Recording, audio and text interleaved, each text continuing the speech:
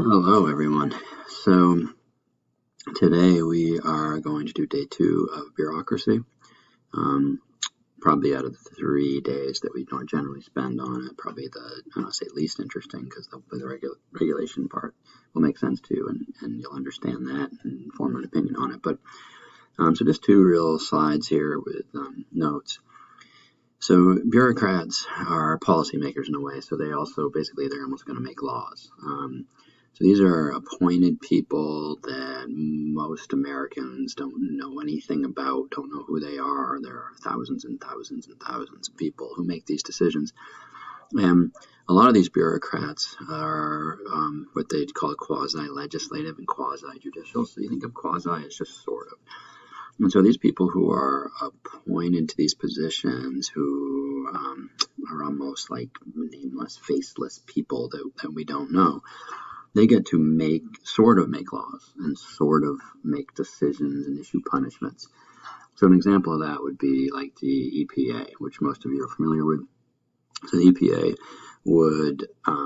they would create the technical rules. They are rulemaking authority, so they would say, I'm not well schooled in environmental jargon, but they would talk about how much particles per million or whatever could be emitted into the air, and in terms of pollution and whatever the companies are allowed to do or whatever. And then if they set certain rules and then the company violated those rules, then they also get to issue the fines or whatever the punishments are. So it's just something that someone questioned in the past or over the years, that how come these people who we don't really know who they are, and they aren't elected, they get to basically make rules, make laws, again, not technically laws, but make rules, and then also enforce those, and issue punishments.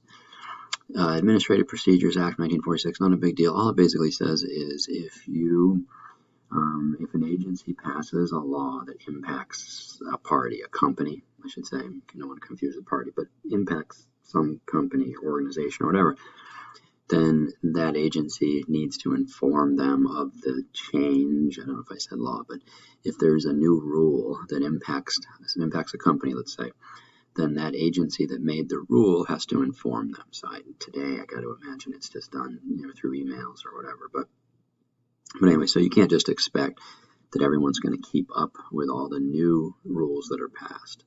That's all that is. Now, throughout the years, so in the next one, the final one on this chapter, we're going to get into more of examples of the types of agencies. But so if you think of the FBI and NASA these are agencies, and so you go, well, okay, sometimes, and some of this you might not be aware of, as it's been a while now, but you go back to the history of the FBI. The FBI was really popular when they had a 10 most wanted list, maybe in the early 1900s, and they would post these in post offices and on telephone poles or whatever, and people could see the pictures of these 10 most wanted people, and that was to get them, but it was also sort of a popularity thing, because then once they started checking off people that they got in the 10 most wanted list, then they got a lot of good publicity, and so they would be given bigger budgets and allowed more freedom. There have been things that have happened over the years. When I was younger, growing up, it was an incident in Waco, Texas, where a lot of people ended up being killed while the FBI sort of surrounded and attacked these people who were held up. We would say sort of crazy people, but and so when that stuff happens, where there's some kind of mess up, then the public may say, let's check up on these. This group, we don't need to fund it so much, and congressmen may cut their funding or have more oversight of them. NASA over the years, like when NASA would, go into space for the first time, make it to the moon for the first time, then the public got real excited, and so Congress would give them a lot more money, a lot more leeway. And there have been a few shuttle explosions, and now the shuttle is no longer around as they've gotten rid of it. But when the Challenger exploded, was a big one. People started going, is it worth it? Why are we spending billions and billions on this and risking people's lives? And so then Congress has a lot of oversight and may cut their funding. So that's kind of what happens historically, is if agencies are in the news a lot, one way or the other, good or bad. It could help or hurt their funding and how much their oversight is happening. And so, that's just what I was talking about there, some of those issues. So, and the last one to get to, and this is really just something in your life to kind of think about, is regulation. So I'm not really worried about whether it's economic or social regulation here. The Interstate Commerce Commission, ICC, started in 1887, really to regulate railroads, and that's still around today. Right? So that regulates interstate commerce.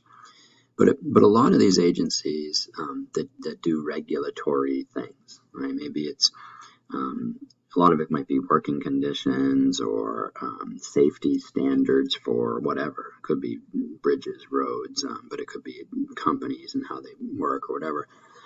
There's a lot of regulation out there. When it comes to economic regulation and a lot of this stuff you see listed under social regulation, consumer safety, worker safety, anti-discrimination, or environmental protection. So a lot of these things, these types of regulation will lead to increased costs. So we have tons and tons of regulation in the United States. So it's a lot of times politicians will bash this regulation. But it's a very difficult thing because you say, okay, we want to keep consumers safe. Right? We want to make sure, that they're not getting bad products or something. We want to make sure workers are safe at their job. So by having standards and rules, it then causes a company to spend more money to meet those safety standards, and then that's less money the company makes and maybe less people that they're going to be able to hire. And so maybe it makes it so the cost of producing stuff in the United States is more expensive, and then we lose jobs, and then jobs go overseas. And so a lot of typically conservatives will say, let's cut that regulation. Let's limit that regulation because it makes it tough for us to compete with people around the world. And then if you were to totally cut it, then you go back, maybe, get rid of all regulation. You go back to the Stone Age, go back to the old days where workers could be paid 50 cents an hour, and they'd be working 80-hour weeks and have no benefits, and a lot more people get killed on the job or whatever. And so it is a tough thing because, again, under social regulation there, you sit there and you go, all those things sound good. Right? Consumer safety, worker safety, wildlife protection, those things sound good. But in order to enforce those and to create the rules and then enforce those, then that's going to lead to us having a difficult time sort of on an even playing field going against China or somebody, where some of these countries, you hear the stories of Bangladesh having, a big fire and, 200 people dying in a garment factory. They just don't have the regulations. And so they, if workers die on, at a job, they go, okay, whatever, we have another, building that will make T-shirts or whatever. So that is just one of the areas that people have attacked. Deregulation in the 80s and in the 2000s, I put up there. Well, there were movements. They did deregulate banking a bit, a couple different times. It leads to, when you cut down the regulation, it might help the economy in the short term, and it has over the years led to some of the big financial collapses. One from the first one in the 80s was savings and loan. It was basically they gave out way too many loans to people who were making these big apartments and housing developments and stuff, and they couldn't pay them back. And so the United States had to spend, I think it was over $1 trillion of us as taxpayers over decades bailing them out. In the 2000s, the economy was they basically, what happened was after 9/11, we tried to sort of spark the economy, and they cut down a lot of the regulations on banking, and they gave out loans to a lot of people, bigger loans than they should have, to people buying houses and things. And a lot of people then, maybe they lost their job for one reason or another in 2008 or so, and they then couldn't make their house payments, and the housing industry just took a massive, massive hit, and prices went way down, and people, it was sort of a financial disaster. And so we then stepped up regulation, and there'll be calls for deregulation as the years go on, and there'll kind of be a cycle back and forth. I bought my first house while regulations were low. In the I can't remember when it was. I think it was probably 1998. Regulation was pretty low on getting a house. And I don't know if this is exactly right, but I remember that when I was on my own, I wanted to buy a house, and they said that your payments for the house couldn't be more than something like 30% of your, I can't remember, pre-tax income or something like that. And so when I went to figure it out, they said, oh, we really shouldn't give you this loan because, it's 38% of your income or something. And I said, well, come on, please. And they go, oh, we don't know if we should. And I said, come on, I'll pay it. And they go, okay, fine. And I just talked them into giving me the big, massive loan to buy my first house. When I went to buy a house, after all the disaster in 2011, so then there were a lot of regulations. Oh my gosh, it was a multi-step process to get it approved for a housing loan and to buy the house, because they were trying to make sure people could actually pay back their loans. So they had to go. I went through Bank of America, and something went through Atlanta, and then something went through Arizona, and it took a couple of weeks and lots of steps for them to approve a loan. So they made it more difficult.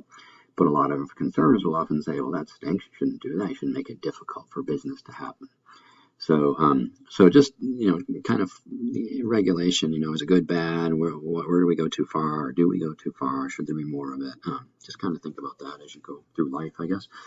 Now, some have said, with a lot of this bureaucracy, like all these government jobs, so many government jobs, why don't we privatize them?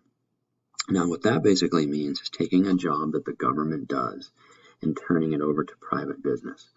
The best example I can think of at the local level is in some places in America, especially in the Northeast, garbage pickup is done by private companies. In Cary, the town of Cary picks up your trash. And so you just think about that. From my perspective on this one issue, I'd go, well, wait a minute, let's just make up a number. I have no idea. Let's say it costs Cary $20 million to pick up everybody's trash once a week all year.